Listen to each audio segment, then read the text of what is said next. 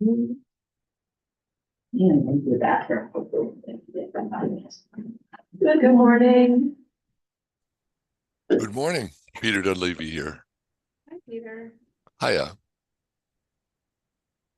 I'm gonna make you a co-host, and do you want to test sharing, just so, if it doesn't work, I can be ready. Yes. Let me test. Okay.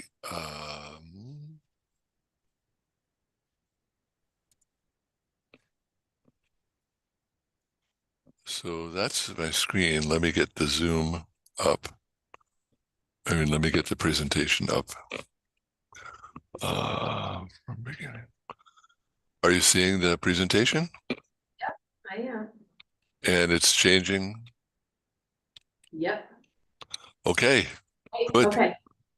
So if you stop sharing your screen for now, I'm gonna just do our introductions and welcome. And then once I introduce you, you can start sharing again. Okay. And Right? what would be a good kind of time frame? 15 minutes, 20 minutes, 15? 15 minutes would be perfect, and then probably, up to 10 minutes of questions following the presentation. Sure. Okay, super. All Sounds right, great. all right, thank you. Thank you.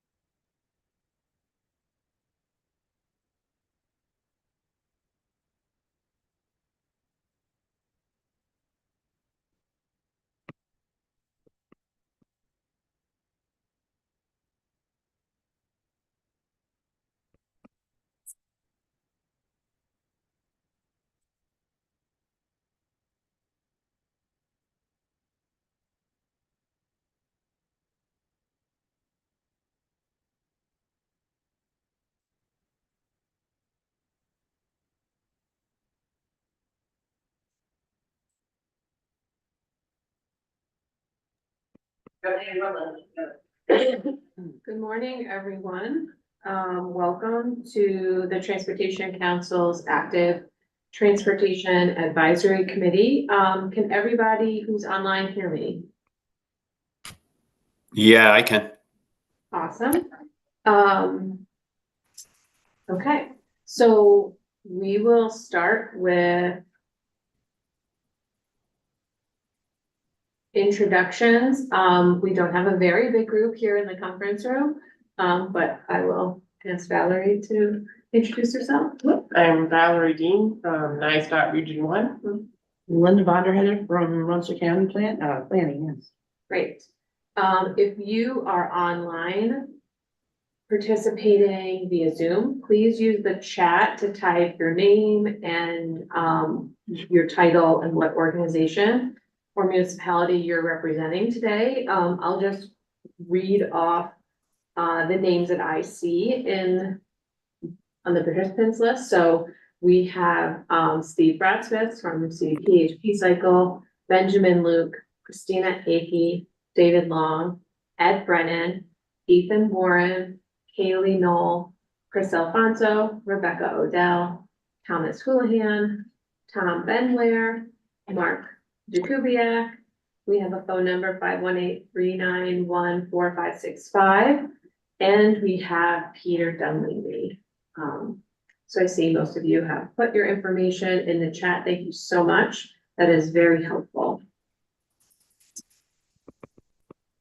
Just as a reminder, while people are presenting, please mute your microphone.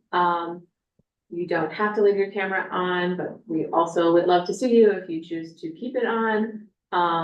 If you could reserve your questions during the presentation till the end, that would be great. And then you can use the raise hand or chat function to send your questions or just unmute yourself and ask it.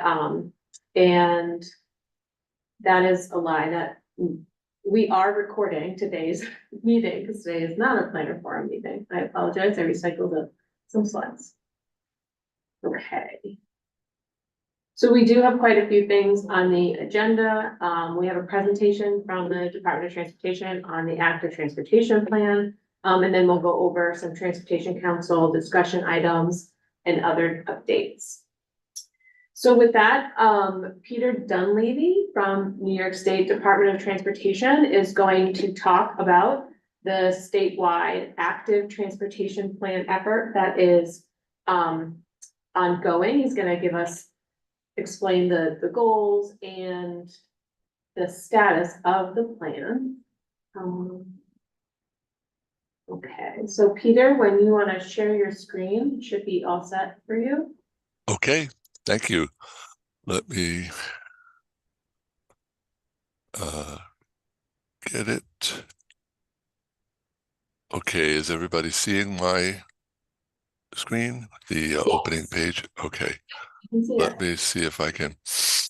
Okay, well, thank you for having me. I really appreciate it. And just a little background on myself. I'm the director of the Landscape Architecture Bureau in the Office of Environment. And I've been with the state for about 32 years. 15 or so were in the Region 11 office. And in the Region 11 office, I served, among other things, as the bike ped coordinator there, working very, very closely with NIMTIC and the ad hoc bike ped working group that we had there. Can you hold on one second?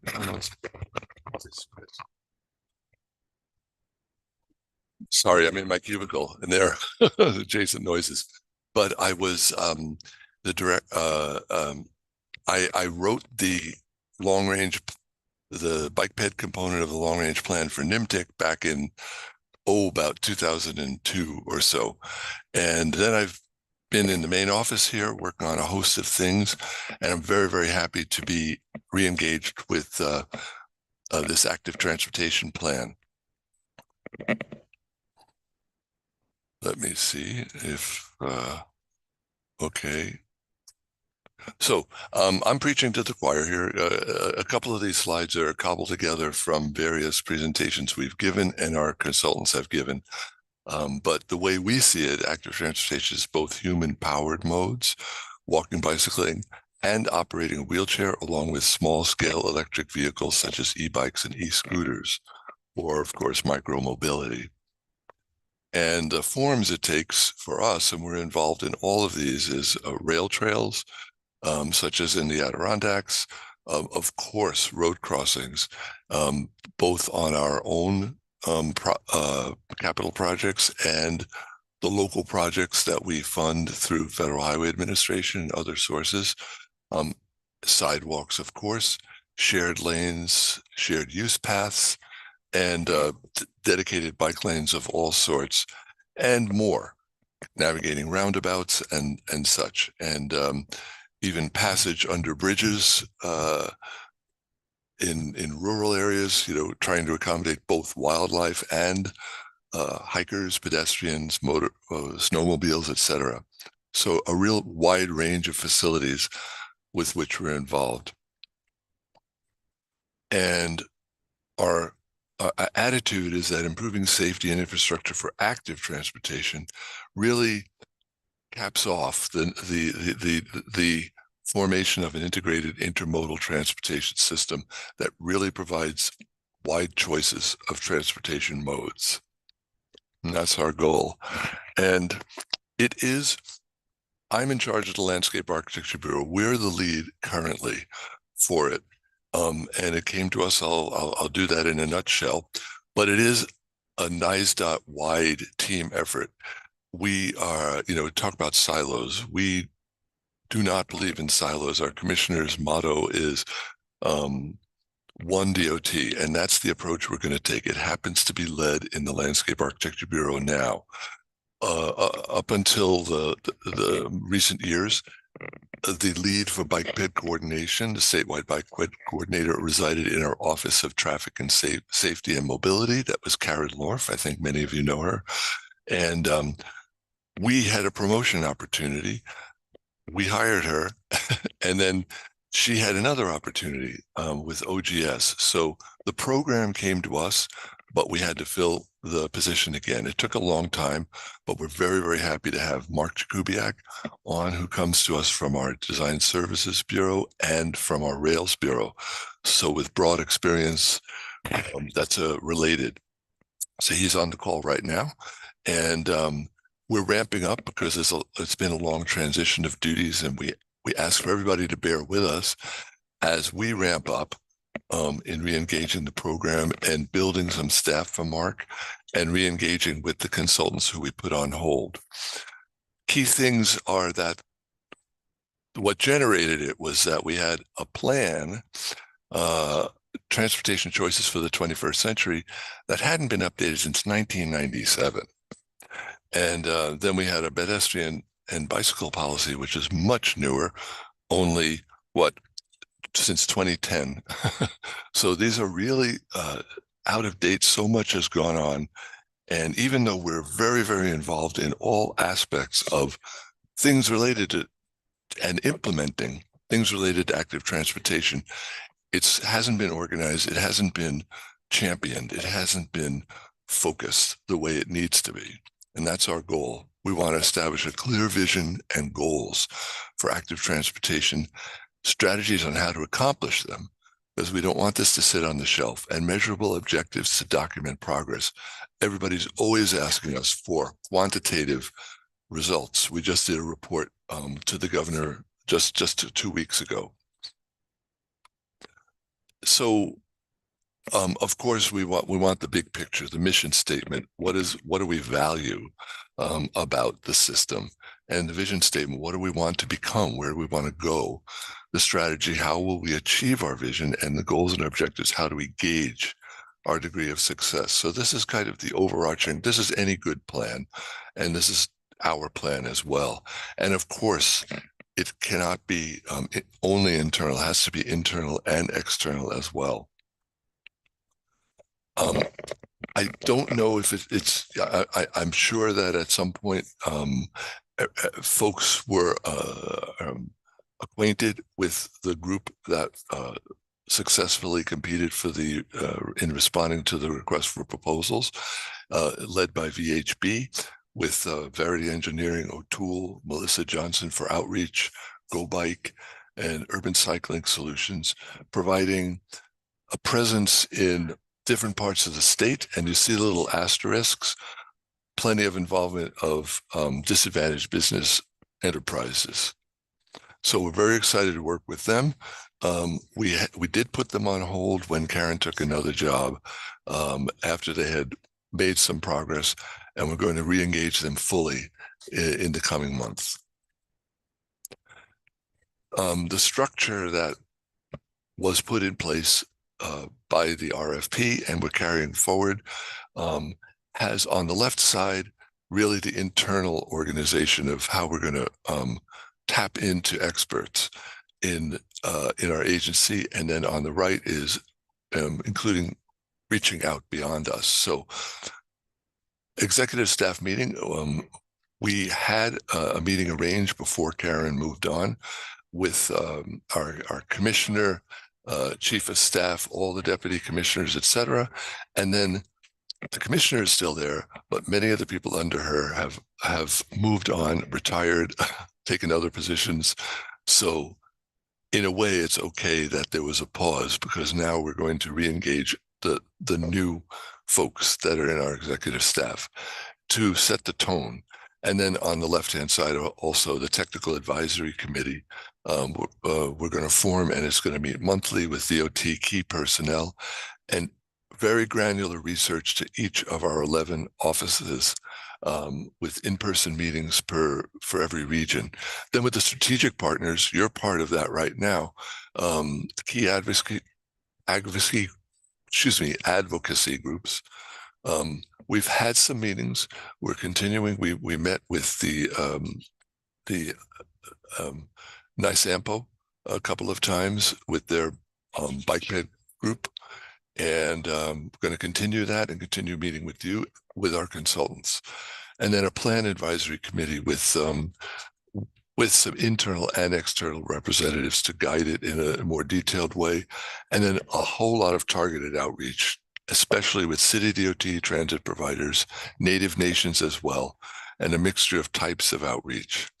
The consultants already have up and running a website. They established that, and there's a brochure there about the plan. Once again, they've been put on hold, so there's not a whole lot there, except there is an intercept survey, and I encourage folks to go there and give their input. We're going to have, in each region, we're going to have one public meeting, at least 3 pop-up events, and 3 stakeholder meetings, in addition to native nations outreach. And we want to get them a real diverse mix of attendees and demographic groups. Public outreach that was planned, they had a lot of things planned actually for the summer, and putting on hold put a crimp in that. So we have to plan what are the best events, and we welcome any input into where should they go, and get information. You can see on the right some places where they went in the last fall: to SUNY Binghamton, the Niagara Peach Festival, and Herkimer Diamond Days, and farmers markets, festivals, transit stations, because we don't want to just go to rural areas. We want to go to urban areas as well. Senior public housing sites, critical to get their input, and colleges and universities. So statewide and urban, suburban, and rural areas. And those stakeholder meetings, we want to have active transportation, complete streets advocates. By the way, I flow them together because they're so inseparable. So you'll hear me kind of like talking about them in the same breath. And at the end of the presentation, especially, we want to get business community interests, because we want things to work for the vitality, economic vitality of town centers and rural areas as well. Visitor centers, social service agencies, conservation organizations. We want everything to be environmentally sound and to promote tourism and promote use of the Adirondacks, the Catskills, and other great natural areas with active transportation. Public health organizations, absolutely critical for health and exercise. And a very important thing near and dear to my heart is advocates for equity and social justice. We want to make sure that we don't just design for the in the better neighborhoods. We want to get to the heart of the downtown place where people have to have a bicycle, or they have to walk, or they have to ride their scooter, and they have no other alternative. So one of the key things we ask at all these pop-ups is what is needed to make NYSDOT's transportation system better for active transportation? And I pose that to you as well. How should NYSDOT prioritize improvements to their facilities to enhance safety and accessibility for active transportation? I've always told Mark, our new bike ped coordinator, I want to make sure that absolutely everybody feels like this is not a plan to just watch how we evolve it and then bring it back to you. We need to evolve it together. It's our plan. Key elements of it, clarity of vision and buy-in. That's a key thing, both internally and externally. We know that our commissioner is, and right on down, are very, very involved in this. They've allocated a good sum and supported the selection of a consultant and want to see succeed. An assessment of what we do and how we do it. I said we're doing a lot already, but a lot of it is not quite coordinated, and we could bridge the gap a little bit better. We could have better guidance.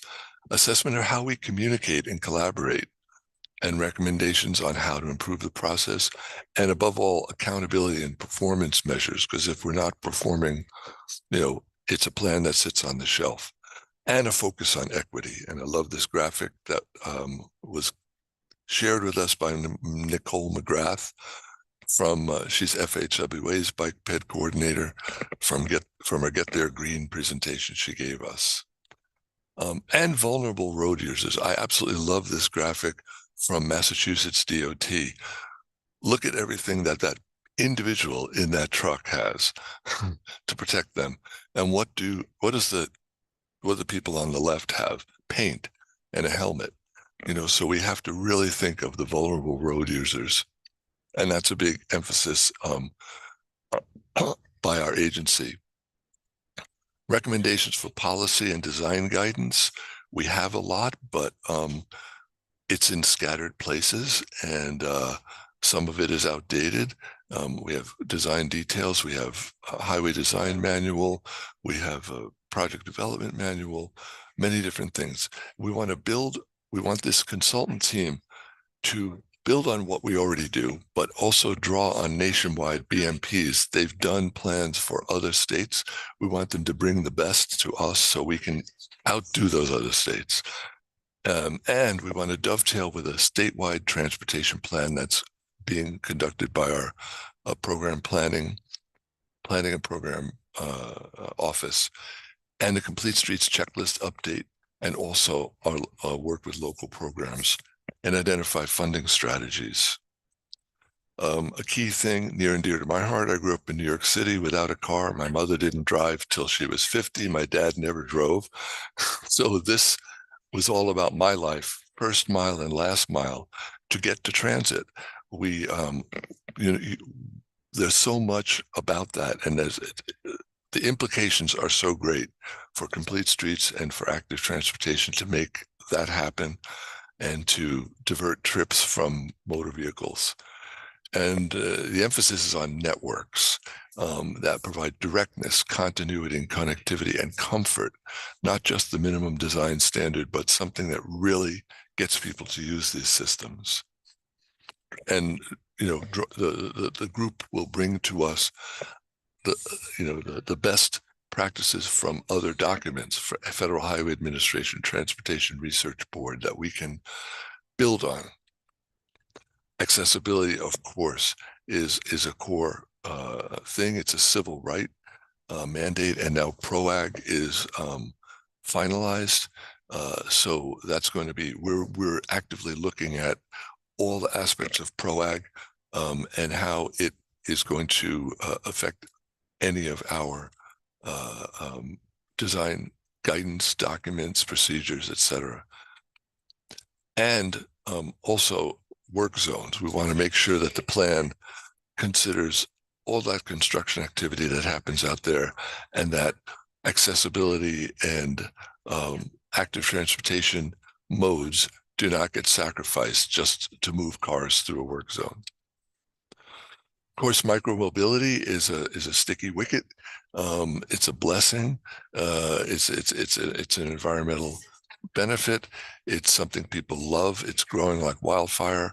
These are just some of the iterations of the technology and the things that have been available since 2008. And we need to address and come up with policies about how do we handle them, and especially when it comes to shared use paths and things like that, to encourage the use, but also promote safety and safety for the other users. Context is absolutely critical to the form that active transportation takes, and we want to be sensitive to that. There are different responses in all of these areas: urban core, urban residential, urban commercial, suburban residential, suburban commercial, industrial, rural crossroads, rural and natural, like out in the Adirondacks and Catskills, etc. And so we want to make sure that we have tools, a philosophy, approaches to promote active transportation in all these contexts. And I know I'm talking about, this is from a Complete Streets presentation, but it really applies here as well. A lot of times people think, oh, I have a project. My project is not an active transportation project, or it is an active transportation project because there's some targeted thing. If it has like a separated bike lane, okay, then it is an active transportation thing. And if it doesn't have something like that, then it's not. It's not the same. It's not just, is it just the road as it is, or the road fully built out with all the bells and whistles? And of course, it's a continuum. It is not just one or the other. And, everything helps along the way.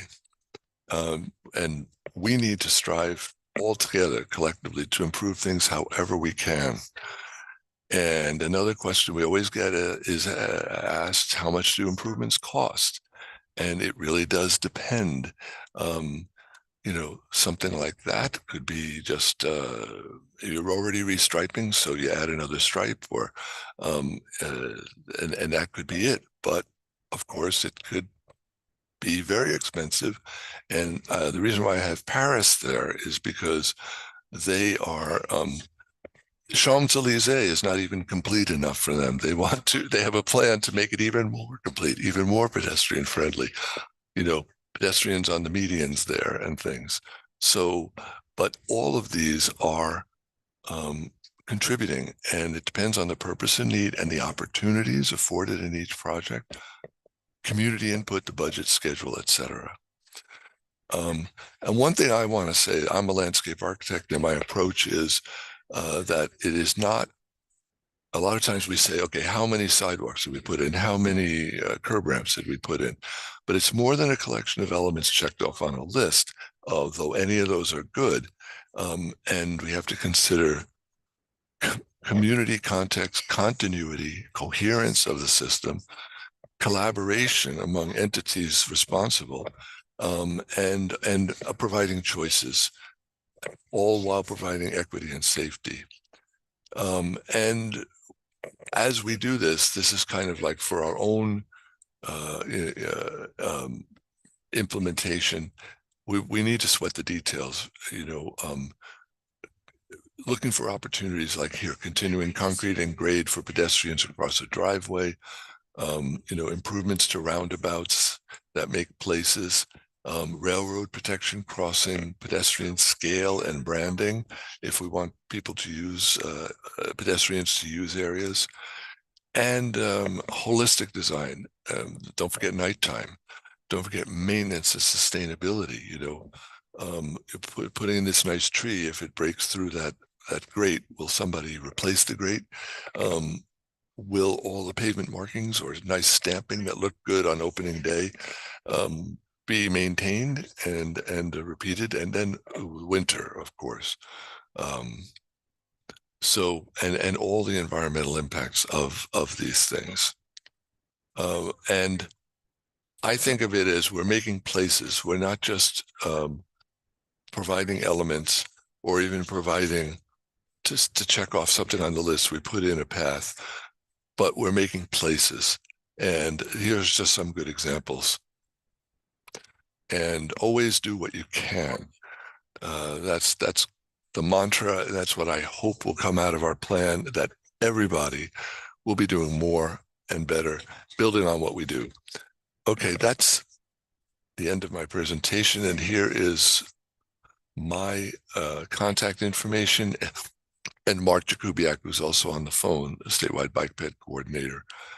And Mark is, as I was mentioning, he was working on Rails projects. He has some very, very critical projects like the Livingston Avenue Bridge that he was getting all the permits for, that we have to work on some transition time for him.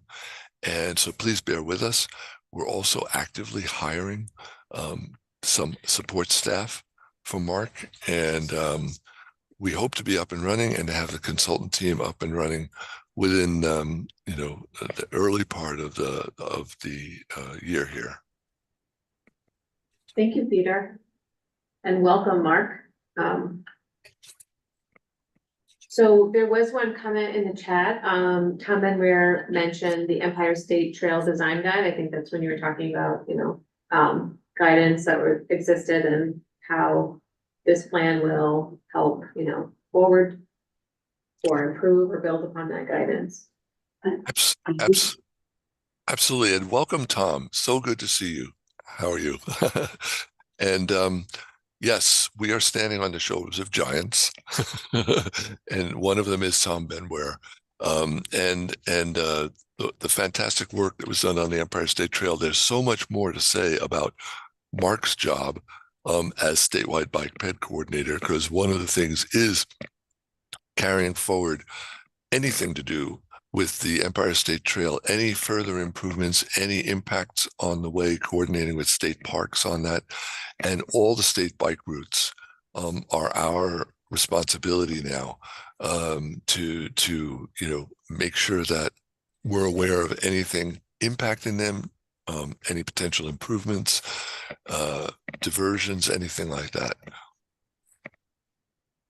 Mike, I have a question. Yeah, actually, I don't know whether you can call it a place to talk to or whatever. Cornell does a summertime, they have their little the highway superintendents, they have their Cornell Highway School or Road School. And I'm thinking that this might be something to present, or at least the final thing to present to them. They have a lot of the highway superintendents from around the state, and they go there for education, but I think it's something that they might be very interested in, at least some of them.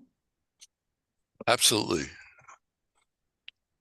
No question about that. Cornell Local Roads Program, I think. Is that what you're talking about? Yep. Yeah, they're fantastic. We also have, I don't know if I'm going to get it right, the New York Association of State Highway Transportation Officials or something like that. But yeah,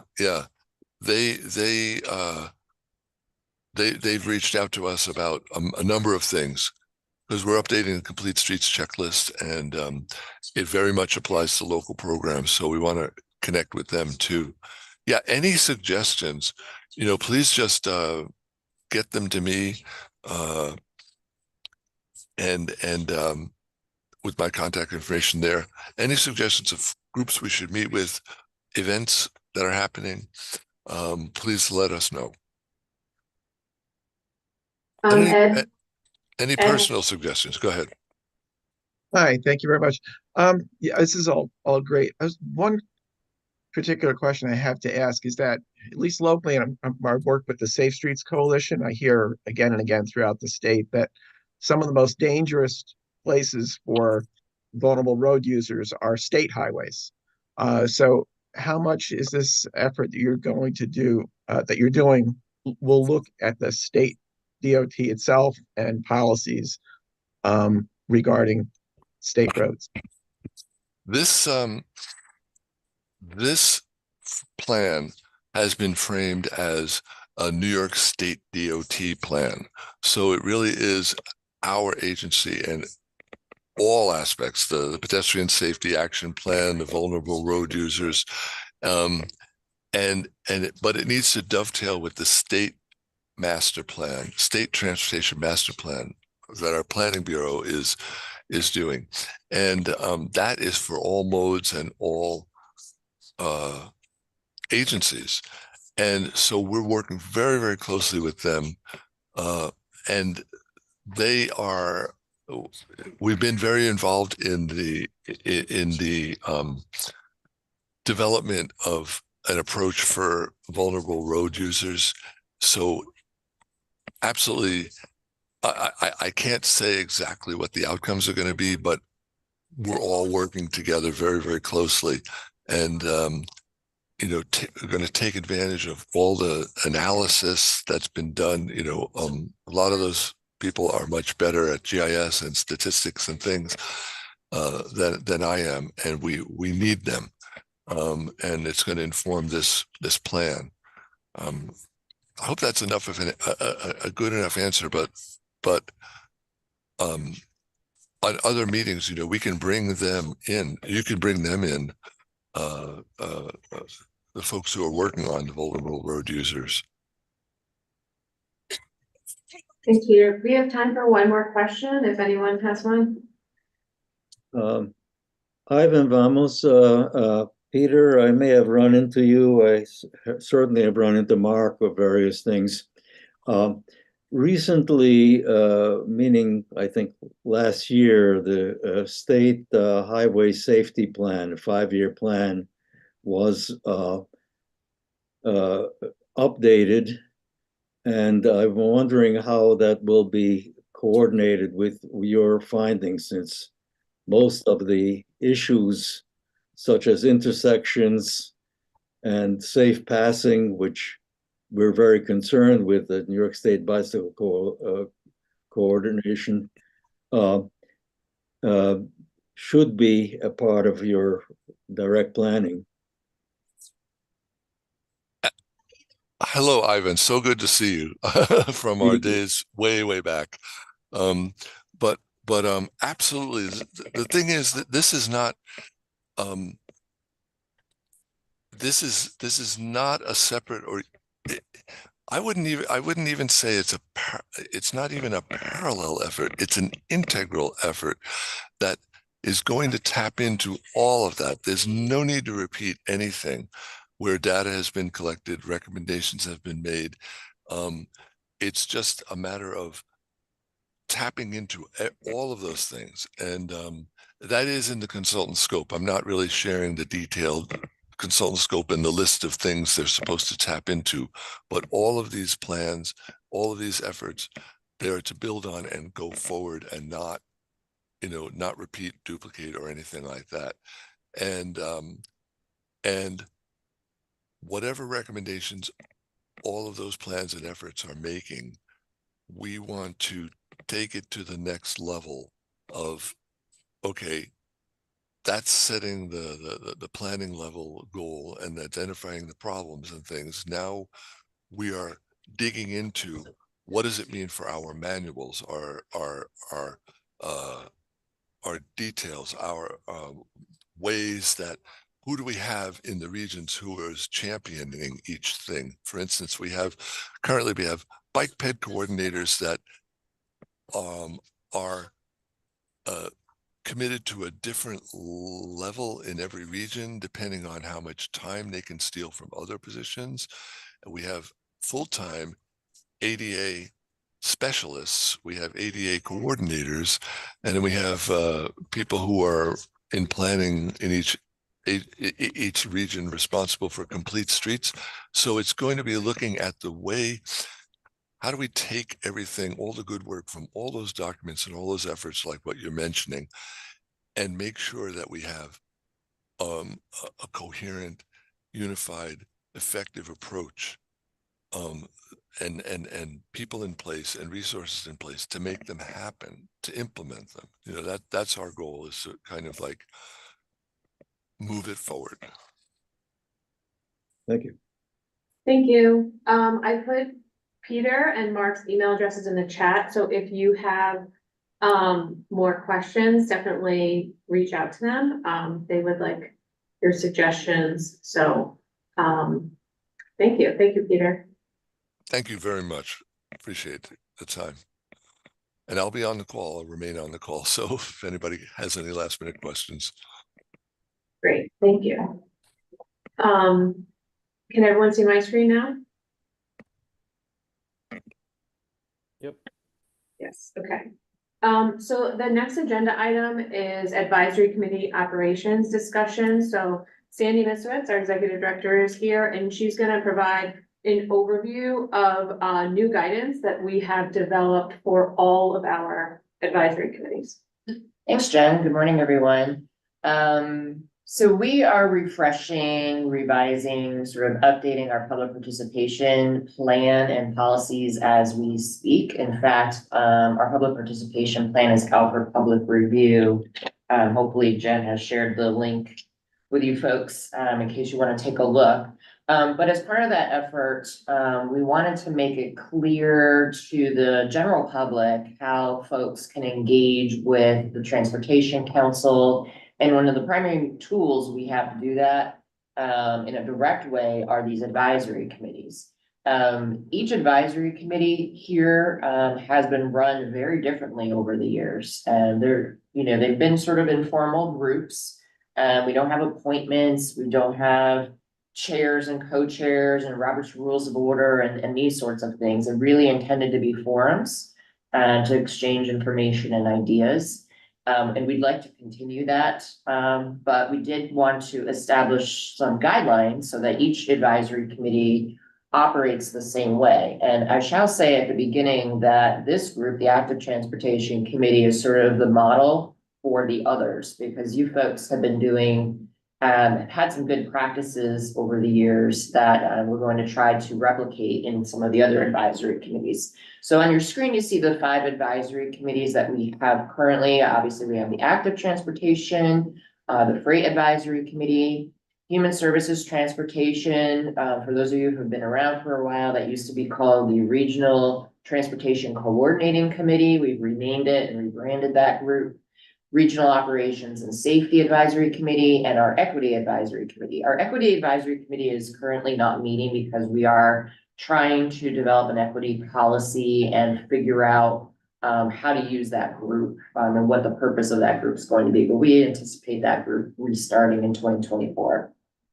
So part of the need for this policy, again, is to clarify the roles and responsibilities of these groups, clarify how you folks engage with us, and just provide that consistency across all of our advisory committees. Next slide. So we're encouraging participants, and we'll be referring to the folks that participate in the advisory committees as participants, because you're not official members, right? Again, there's no appointment process, there's no terms, and you can be involved or not involved as you want to be.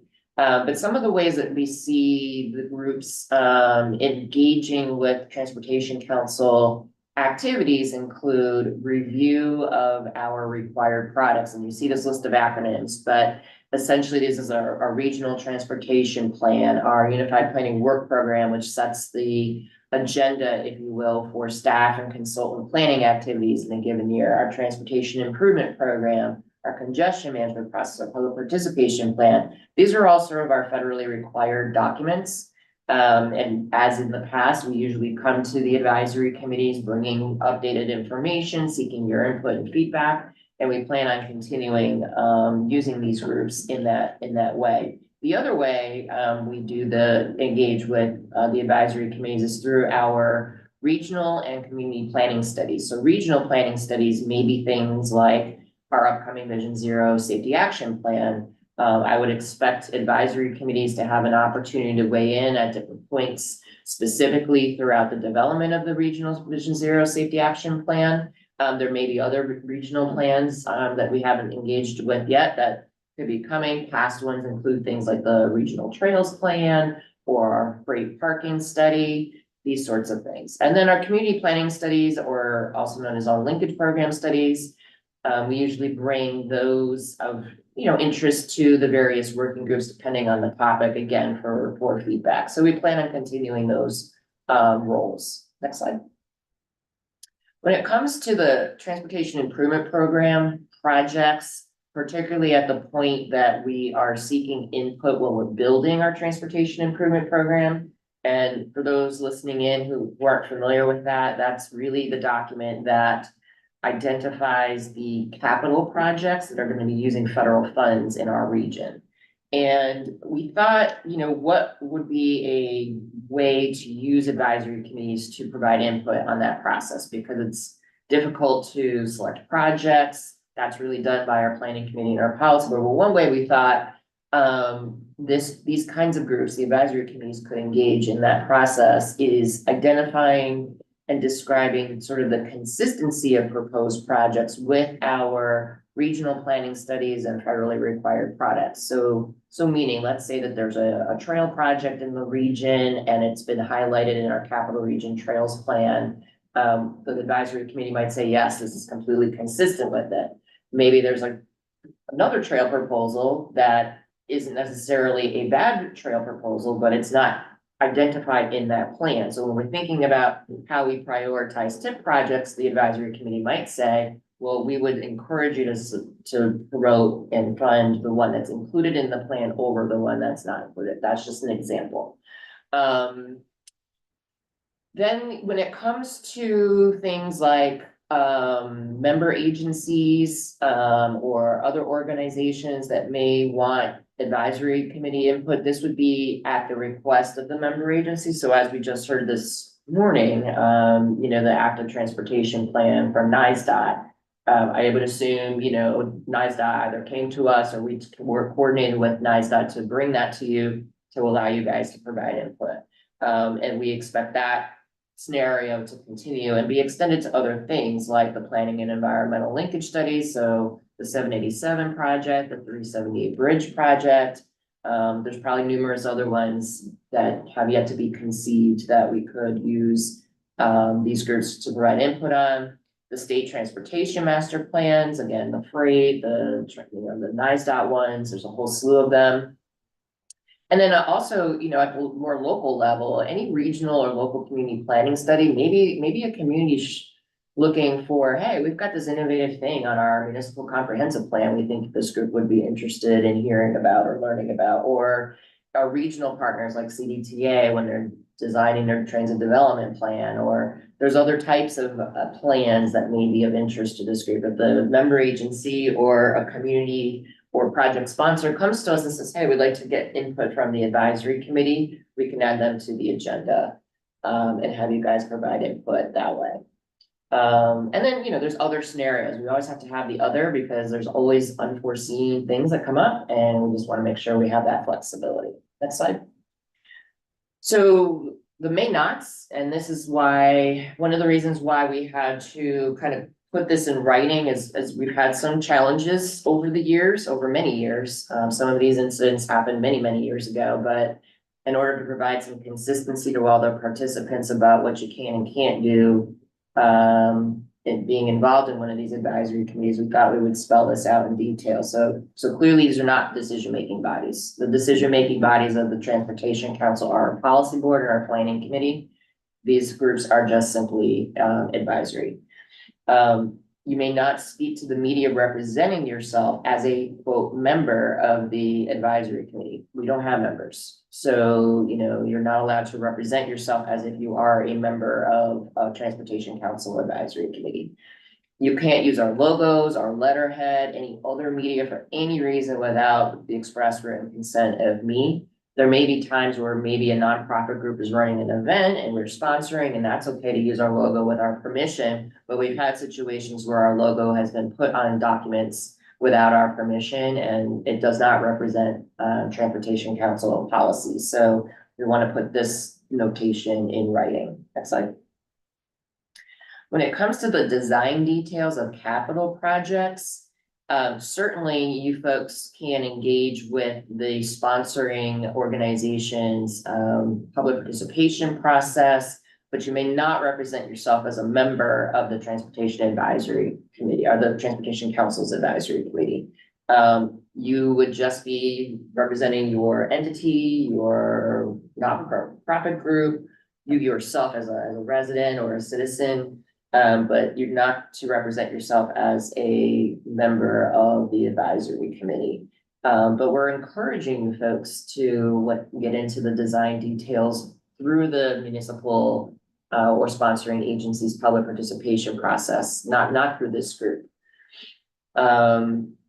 We also want to make sure that folks understand that the email list that we have is really proprietary. It shouldn't be used to, solicit business, to lobby for other initiatives or activities, including sharing of petitions. We've actually had this problem in the past, so we don't want that situation to continue in the future. Next slide. So how would meetings go? Again, this group is kind of already doing this, so this is kind of reinforcing and making this process and practice to be brought across all of our advisory committees. But again, there's no appointments, so these meetings are open to all. We will have one planning committee member involved with each advisory committee. I'm looking in our room right now and I see members of our planning committee and policy board, so we've already tackled that one for this group. And there's more online. I'm sure there's more online. Our staff will continue to manage all of the advisory committee meetings. We're gonna try to get agendas and materials out and posted on our website within 1 week prior to the meetings, so that way everybody knows what's going on. All the meetings will be broadcasted live. They're also gonna be recorded and made available on our YouTube channel. In order to stick to the agenda, and this happens rarely, but we just wanted to make sure we had, we maintained an orderly meeting, given that these are informal groups. If you have a particular issue you want to bring to the advisory committee and speak to it, you are to email us in advance of the meeting and you could have a few minutes to speak to that issue. And that way you can get your point across and bring it to the group, may lead to additional discussion, and that's okay, but that will help us to maintain the agenda.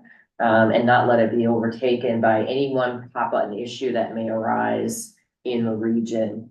You can also submit written comments in advance. So maybe there's something you can't come to the meeting, but you want to go on record about something, you can also submit written comments.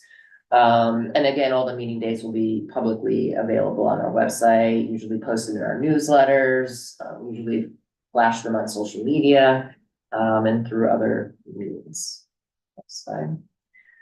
So next step, so I'm going around to kind of share this with all of the advisory committees for your review and comment. We'll be sending a revised version of the document that Jen sent out to our planning committee in February for their action, and then we'll be bringing this to the policy board for action in March. But as I said at the beginning, this group pretty much is doing a lot of this already, and it was a good model for our other advisory committees. If anything, we're trying to bring the other advisory committees up to where this one is in terms of how we operate it and manage it, so that each advisory committee is treated the same way here. So that's the gist of it. If you have any questions or comments, I'm happy to answer them right now.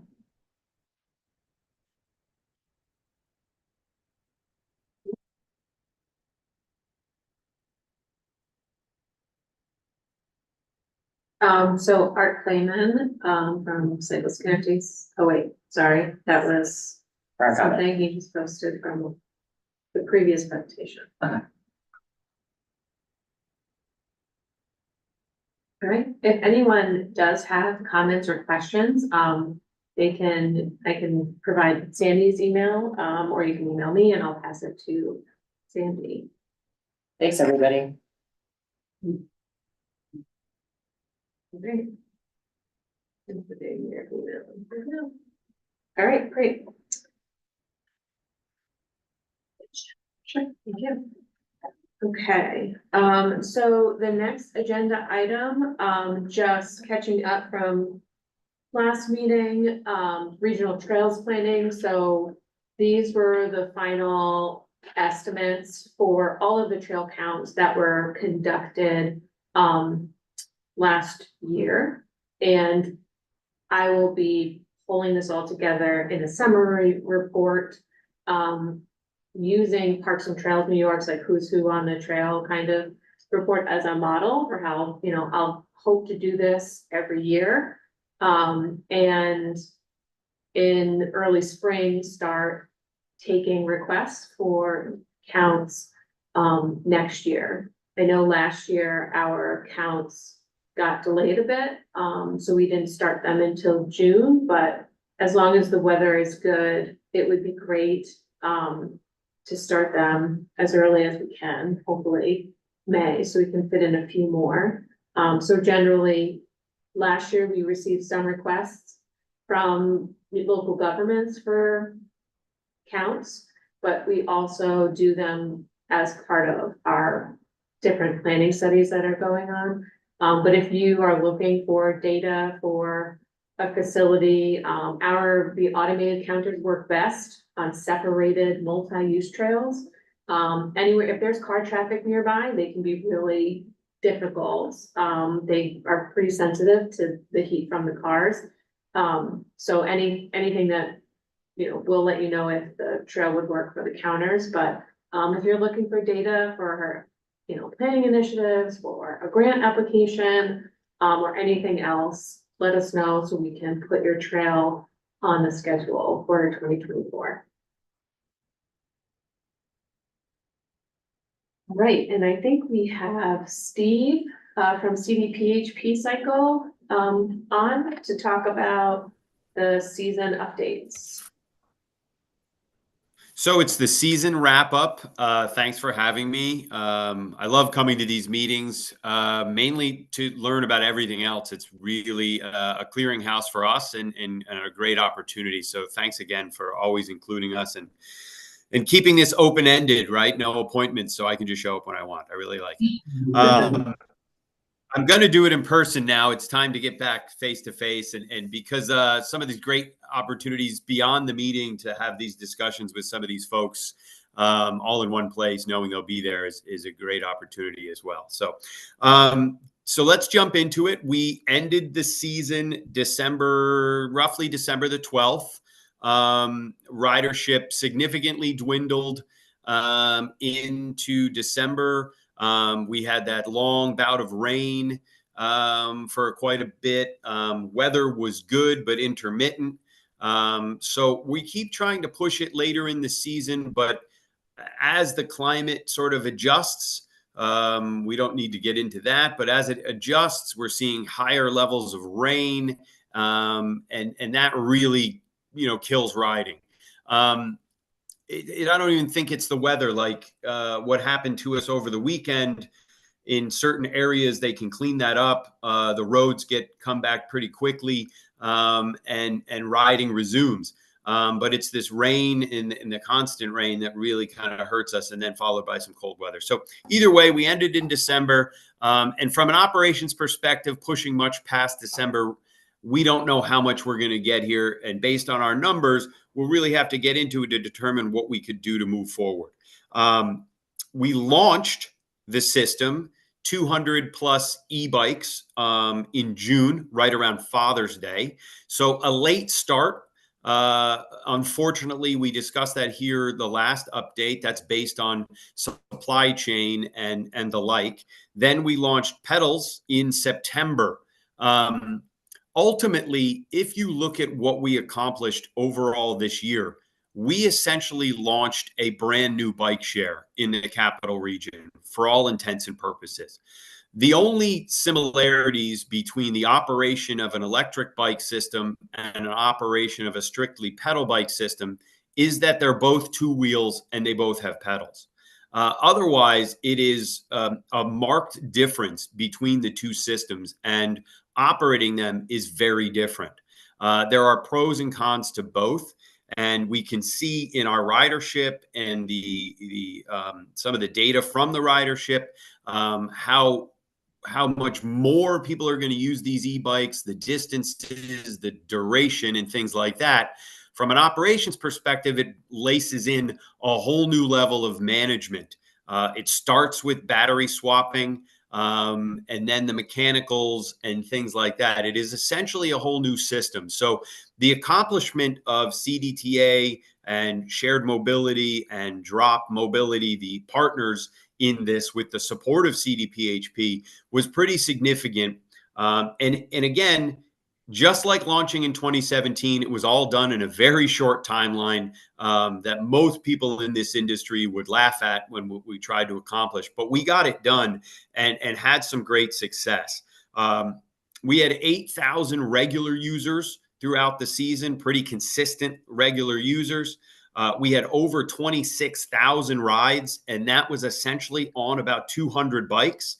And if you look at our area map, those 200 bikes are not all in the city of Albany. They're spread all over the region. We continue to push forward in Warren County, the city of Glens Falls, and then as far south as obviously the Helderberg Rail Trail access. Next season, we'll probably be extending some more further south into Delmar, Bethlehem area. But otherwise, geography will probably remain the same. But we are spread over 6 counties. And I tell my contemporaries in this business what we do and where we do it, and they're flabbergasted that we are accomplishing this. We are looking at over 20 minutes per ride, and users are riding almost 3 miles on average consistently. So those rides are propelling people where they need to go. We still have a high level of leisure riders, and we're okay with that. We're going to be continuing to add resources at trailheads and really take advantage of the interconnections here to move people around. So it's really working as well as it did early days, and adding vehicles is really the next step. So by launch of next year, which we anticipate will be early April, as soon as weather allows, we'll be looking at 400 plus electric bikes and 200 plus pedal bikes, running a truly hybrid system for the region. I feel personally, and what we've been doing in the last 7-8 years, that we will finally be at our proper scale with the quantity of bikes for the population. And we should really be able to get a true sense of the bike share as transportation in the capital region in the coming years. We will be full scale, I think, in staffing, operating 3 gas-powered vehicles currently, and then potentially adding in some e-vehicles of various types. We're going to start experimenting with that on the back end. So you could conceivably see operations folks on e-bikes with trailers. The companies that we work for are really getting into discussions about what we can do to augment our fleet and create these efficiencies in management to keep higher levels of bikes available for users more consistently. We're looking at probably, and these estimates are always fun to look at, but it's just really a math formula. We're not guaranteeing because we can't check your wattage as you ride, but our users burned probably 4 million calories over this season, and we reduced 9.5 million grams of carbon from the atmosphere by replacing car trips with bike trips this season. Really exciting numbers, and they're only going to go up as usage increases. And again, I say, as we go forward, you're going to see 400 e-bikes, 200 pedal bikes on the street. Those are the numbers, and they're really great numbers for what we accomplished. But based on 2022's numbers of 80,000 specific rides and almost 100,000 trips total, when you break down some inter-trip rides, we are looking to eclipse those numbers pretty significantly in 2024 with an increased fleet, increased availability, and increased visibility to people around the region now that these e-bikes are on the market, and pedal bikes are still available. What's really nice is that we had quite a vocal group of people looking for pedal bikes throughout the season, which tells us that there's still a pretty great fitness component as part of this. People are getting about and using these for fitness and exercise, not just transport. And as I said at our last meeting, we're seeing increased transport based on the hub-to-hub data, where people are coming from, residential areas, and where they're ending up in business areas and around offices, and the last mile transit, how many bikes are now ending up at CDTAs, BRT stations, and things like that. So as we move forward, the network is really starting to be tied together. Last mile, the BRT, and all the trail access is really starting to come together, and you're starting to see that. What we're hoping from our technology partner going forward is better access to data, some more customized data, so that we can have some real numbers on this stuff at this point next season. We have hub-to-hub data, but it's a little bit muddy now, but we're going to get that cleaned up. And we're interpreting that data so we can hopefully have some better numbers in the short term on that. But that's where we stand right now. Very successful transition, and excitement about the future and increasing fleet size. Thanks, Steve. We look forward to the 2024 launch, and once you guys are ready to go, we'll have you do another, come visit us again and let us know how things are going to be rolling out and see if there's any questions. Sure. Right. So, just time check purposes, it's 10 o'clock and the Transportation Council has a meeting in here at 10:30. So I don't mean to speed through these. There are quite a few more agenda items, but I'm going to try and keep it brief. So the Metropolitan Transportation Plan update, this is something that we've talked about as we've prepared to initiate this over the last year. Our current Metropolitan Transportation Plan, or the Long Range Transportation Plan, is New Visions 2050. We have rebranded our plan. We are looking to kind of rebuild the plan, do this very differently. So we have called it In Motion, the plan to 2050. We feel like it communicates the fact that things are changing and evolving constantly, and so do we. We need to constantly change and evolve to make sure that we're meeting the needs and aspirations of all of our transportation system users. So this is our schedule. We have been in the data collection phase. We will be publicly doing a big announcement of the initiation of the MTP over the next few weeks as we launch the project website and our story map, which is kind of a regional trends tool that we're hoping is maybe more publicly digestible, a little bit more user friendly. We'll also have a dense data regional trends report, and then we'll move into our other phases where we're really assembling and developing our goals and vision and strategies or that we would like to implement over the next 20 years. The key changes between New Visions versus In Motion. So New Visions was one report that included a bunch of technical chapters and other pieces that we developed in coordination with 10 to 12 separate technical subcommittees, including this advisory committee. And then we released the whole draft plan when we were done developing it and had a 90-day public review period. This In Motion plan is going to be very different.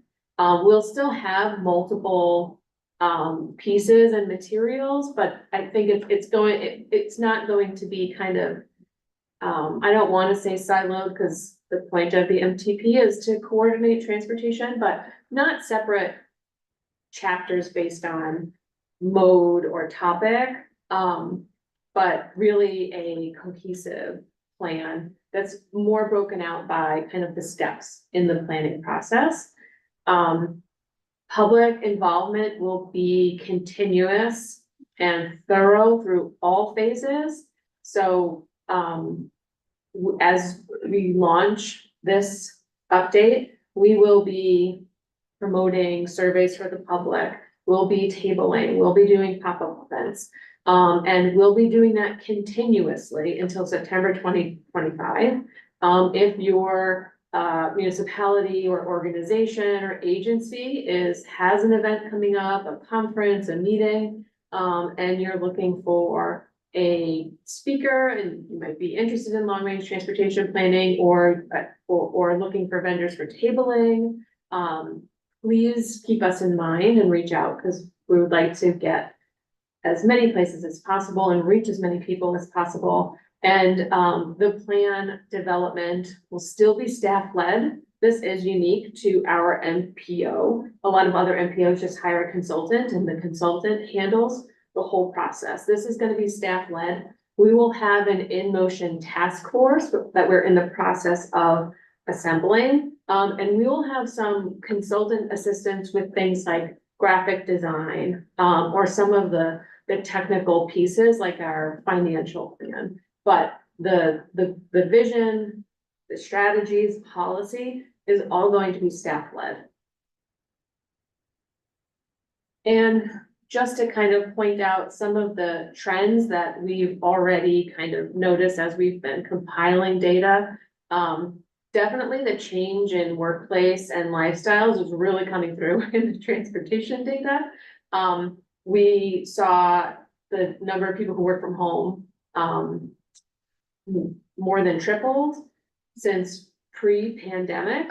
However, we're not, even though that many people are ditching their commute, we're not seeing a equivalent reduction in VMT, and we're actually seeing perhaps, more constant traffic and congestion throughout the region, instead of those peak hour times. So traffic is really changing. Where people are going is changing. And that is, we need to, as a transportation system, respond to that. Housing affordability is a really big concern. The increase in the cost of housing is, in the data, it's very visible. Housing has become expensive, even though we're still relatively affordable as a region. Our population, while we're not like other upstate regions, we didn't lose population, but we are growing very slowly. We have an aging population. There's increasing economic inequality. Traffic safety trends are concerning, definitely for vulnerable road users. We have aging infrastructure and we are seeing the impacts of climate change on that infrastructure. And then of course, rapidly changing vehicle and other transportation technologies. That brings us things like electric vehicles and e-bikes and new micromobility. And of course, so related to climate, the warmer and wetter climate. So as that plan process progresses, I will keep the advisory committee updated. We are also in the process of developing the 2024 Unified Planning Work Program, or UPWP. So this is basically our program budget for our 2024-25 fiscal year. So this would start April 1, 2024 and go through the end of March 2025.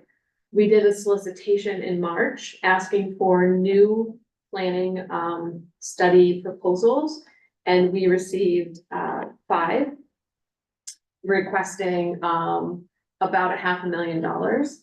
We are looking to make between $200,000 and $300,000 available. And these are the proposals we received. We received a proposal from the town of Half Moon with the town of Clifton Park to look at the County Road 109 corridor. Town of Niskayuna requested a complete street study on New York Route 7. The city of Saratoga Springs is looking for a West Avenue corridor study. TAP in Troy proposed the Uniting Line project, which is looking to implement the Hoosick Road study parts of the Hoosick Road study that was done in Troy a few years ago, in the area underneath the Color City Bridge, looking at complete streets concepts and how to activate space and develop green infrastructure, in part for improving public safety and other things. And then the Village of Valley Falls also submitted a proposal to look at the New York 67 County Route 117 intersection that actually connects to a trail and could potentially in the future connect to the Uncle Sam Bikeway as it's proposed in the Capital District Trails Plan. We're in the process of working with all these sponsors and getting more information, and we have not selected any projects for funding yet. MPO working group bike head updates. So there are no major updates. We've been, talking to DOT about the active transportation plan, and we were very happy to be able to have Peter attend today and give us an overview. But as there's new information or issues, we'll definitely present them to you all. There hasn't been any updates to the development of our complete streets policy. This is still something that we are working on. As far as our complete streets workshop, we held a workshop in conjunction with Albany County Department of Health in November. We did solicit for new complete streets workshop for the new UPWP, but we didn't receive any proposals or applications. So we're kind of re-strategizing to how we want to restructure this program and continue to assist communities that want to implement complete streets. So some reminders about funding opportunities. There are quite a few right now. So from the bipartisan infrastructure law or the bill, there are several open programs, and we have actually moved information related to the bill on our website to another page. So I will provide a link to that in today's meeting notes. And then other upcoming and current application deadlines. So tax CMAQ applications were due yesterday. Later this week, the Bridge New York applications are due, and next week, yeah, the culvert portion of the Bridge New York program is due. There are also funding opportunities currently open through the Hudson River Valley Greenway. Their Greenway Planning and Trail Grant program is accepting applications through January 26th. So I'll link to this program also in the meeting notes.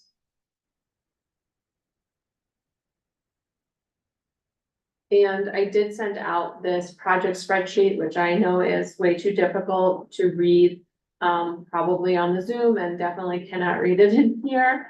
But we have a lot of ongoing studies and initiatives right now.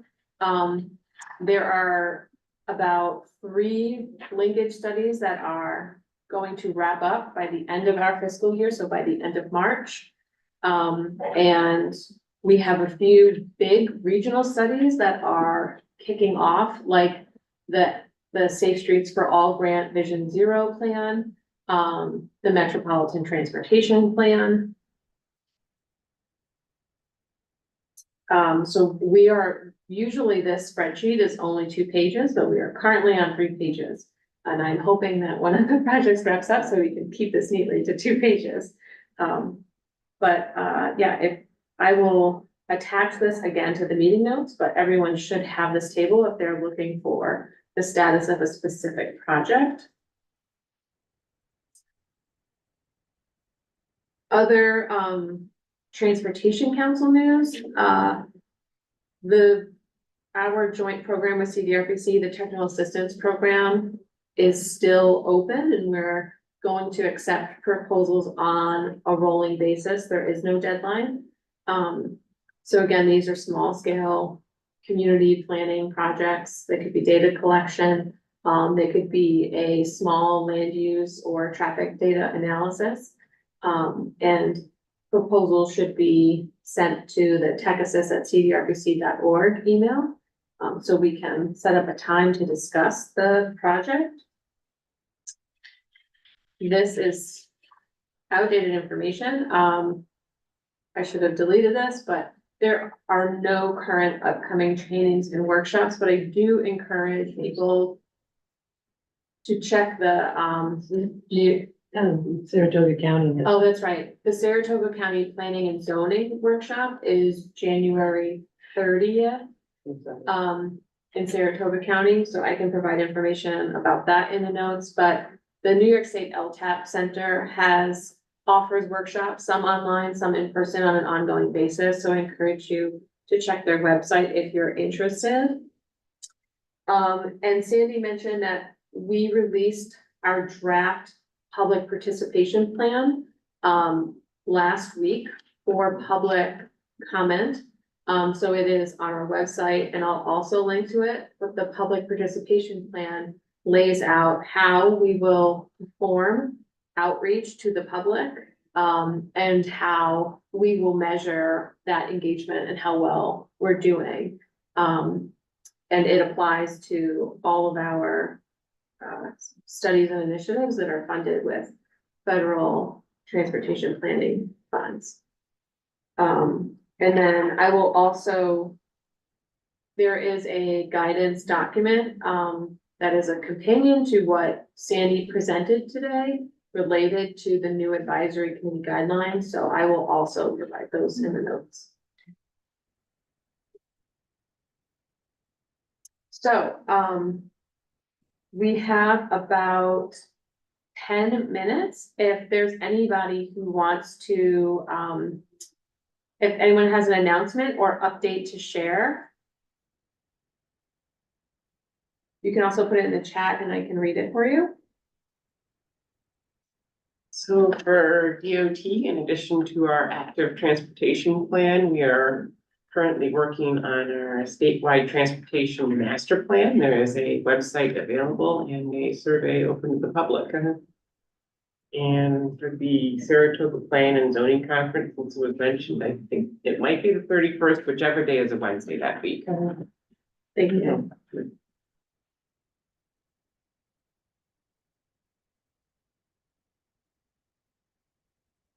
Any other updates?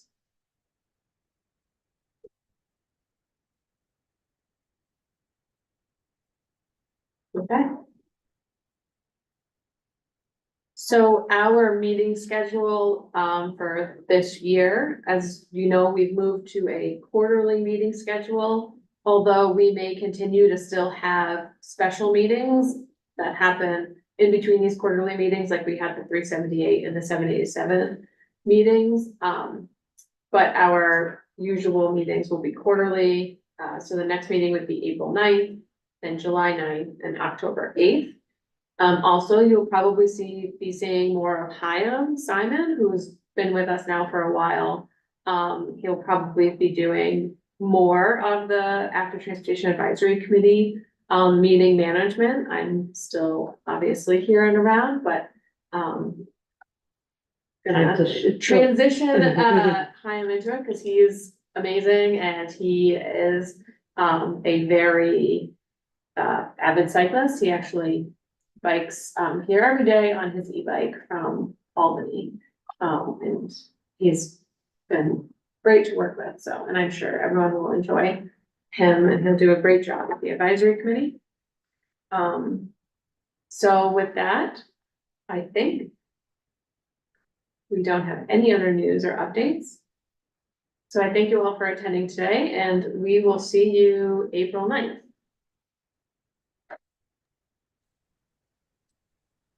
Thank Bye, you. everyone. Bye. Have a good day.